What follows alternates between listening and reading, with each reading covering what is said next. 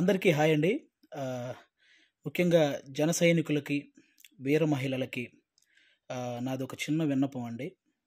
నేను ప్రొఫెషనల్‌గా కమెడియన్ అయ్యుండొచ్చు గానీ, పర్సనల్‌గా 80% మార్కులతో బీటెక్ కంప్లీట్ చేసి, ఈ సమాజం మీద, రాజకీయాల మీద, అలాగే వ్యక్తుల మీద, విలువల మీద, అన్నిటి మీద అవగాహన కలిగిన ఒక వ్యక్తిని నేను కూడా.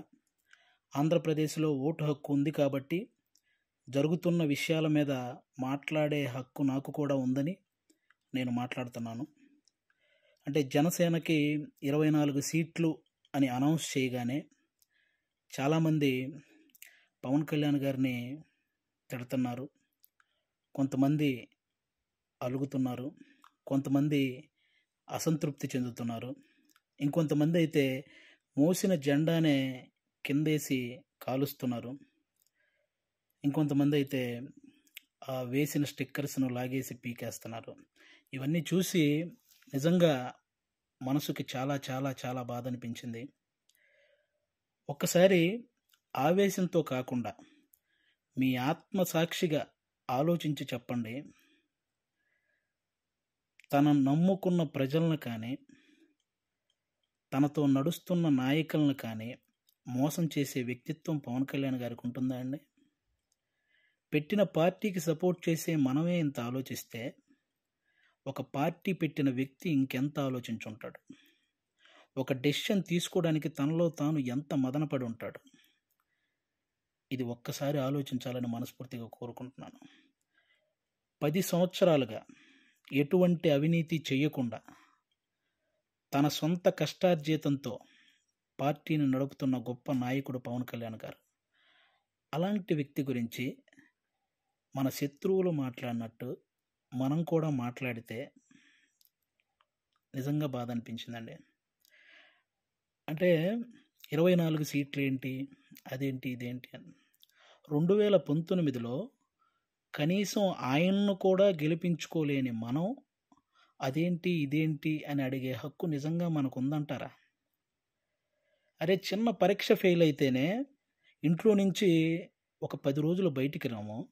అలాంటిది ఇంత పెద్ద ప్రజా సంగ్రామంలో 2 చోట్ల ఓడిపోయి కూడా రెండో రోజే సమస్య అనగానే పరిగెత్తుకుంటూ వెళ్ళి ఆ సమస్యను సాల్వ్ చేసిన గొప్ప మనసు పవన్ కళ్యాణ్ గారిది. తన పిల్లల కోసం బ్యాంకులో దాచిన డబ్బును కూడా తీసి కౌలు రైతుల కష్టాలు తీర్చిన పవన్ కళ్యాణ్ గారి గురించా మనం ఇలాంటివన్నీ మాట్లాడేది? ఎన్నో సమస్యల మీద ఎంతోమందికి ఎన్నో రకాలుగా సహాయం చేసిన వ్యక్తిత్వం. రోజుకు 2 కోట్లు తీసుకునే ఒక స్టార్ హీరో సంపాదించిందంతా సహాయ కార్యక్రమాలకే పెట్టేసి ఆల్మోస్ట్ అప్పు చేసి మరీ ఒక పార్టీని నడుపుతున్నాడని మీలో ఎంతమందికి తెలుసు? అలాంటి పవన్ కళ్యాణ్ గారి గురించి మనం ఎలా పడితే అలా మాట్లాడేస్తున్నాం. దేశంలో ఇన్ని రాజకీయ పార్టీలు ఉన్నాయి, ఇంతమంది రాజకీయ నాయకులు ఉన్నారు.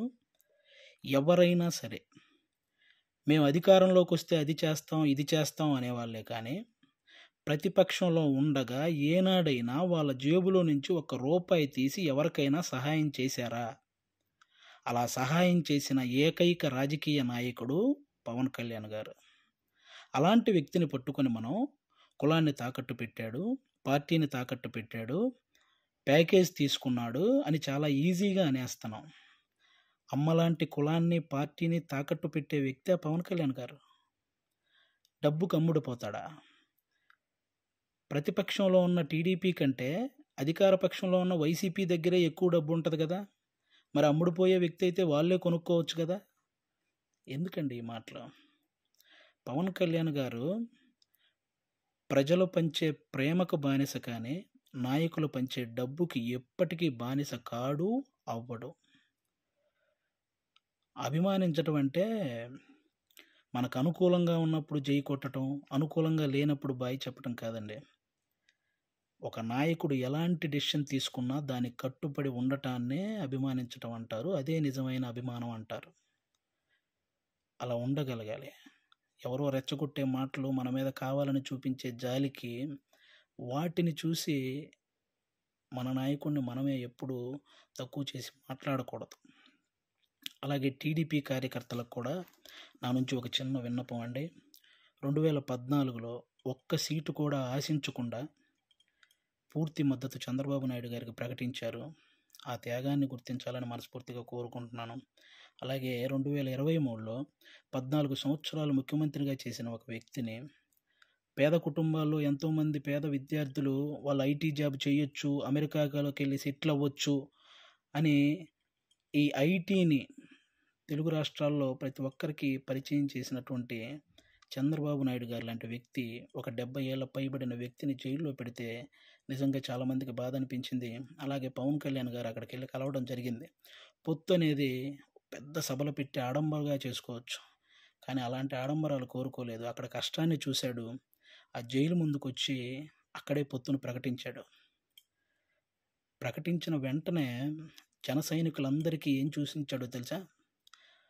అవసరంలో మనం ఆదుకున్నాం కాబట్టి అనవసరంగా టీడీపీని ఎవరైనా తక్కువగా మాట్లాడడం కానీ, తప్పుగా మాట్లాడడం కానీ చేయొద్దని జన సైనికులందరికీ చూసించారు.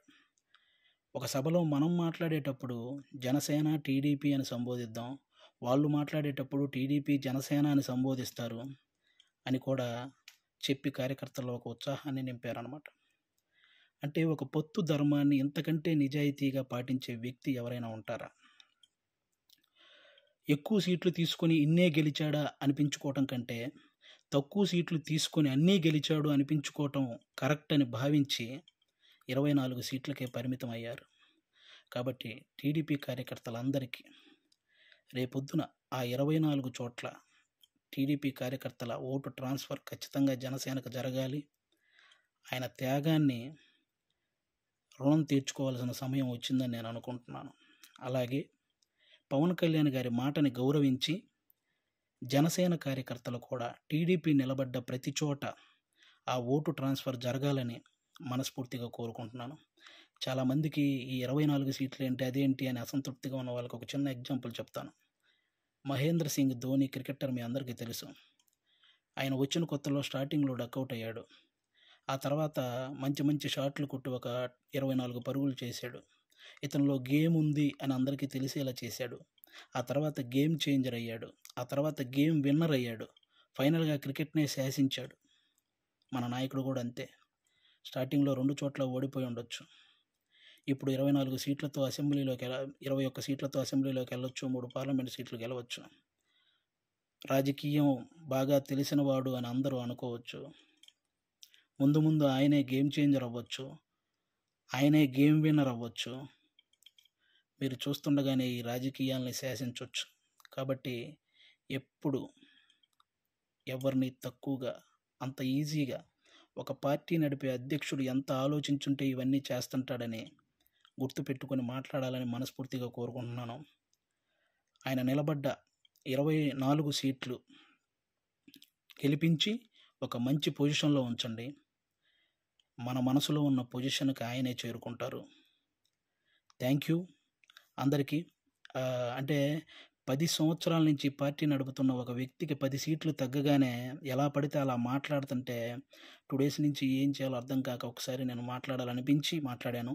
తప్పు మాట్లాడుంటే క్షమించండి, కరెక్ట్ మాట్లాడుంటే కన్విన్స్ అవ్వండి. Thank you. జై హింద్, జై జనసేన.